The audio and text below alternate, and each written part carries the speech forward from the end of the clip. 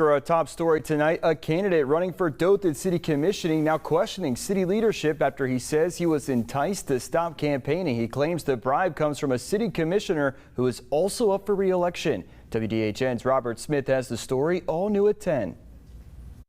With the Dothan City elections nearly a month away, Kyle Scott, who is running for a seat on the City Commission for District 3, says he was stunned to receive what he calls a bribe by the incumbent commissioner to drop out of the race. I just think that somebody that's campaigning on transparency and somebody that stated they wanted an opponent to present something enticing for someone to drop out the race is deplorable. It's dishonest.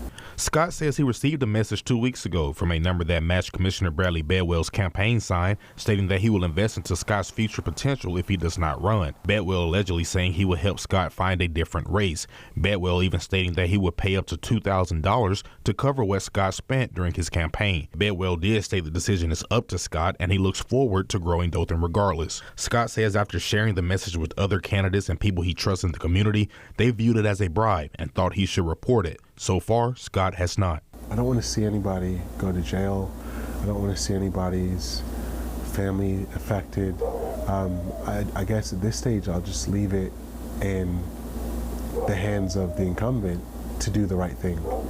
Scott says he has met and talked with Bedwell a few times. He believes the alleged bribe comes after Bedwell was made aware about Scott losing his property that was intentionally set on fire on Bell Street in March, and after Scott talked with Bedwell about personal financial woes last year and looking for a job. Shortly after those conversations, Scott says he got the message and a contact number with personnel resources to hook him up with a job. You weren't doing this out of the kindness of your heart.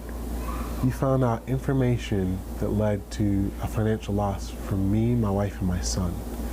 That was private information from an ongoing investigation. You milked me for that information, which I confirmed, which then you dangled a carrot, which is helping me as a friend to a friend or a commissioner, as a neighborly gesture. I haven't called that company. To this day, I haven't replied to Mr. Bedwell via text.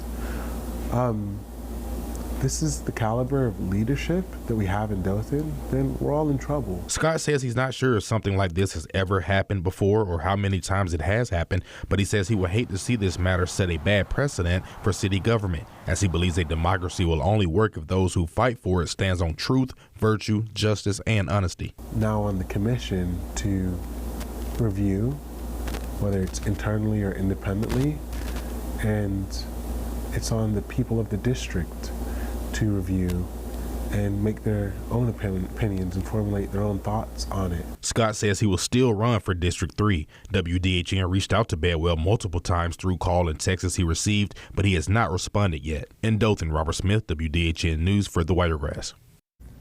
If and when Bedwell responds, we'll be sure to update you with his response on air and online at WDHN.com.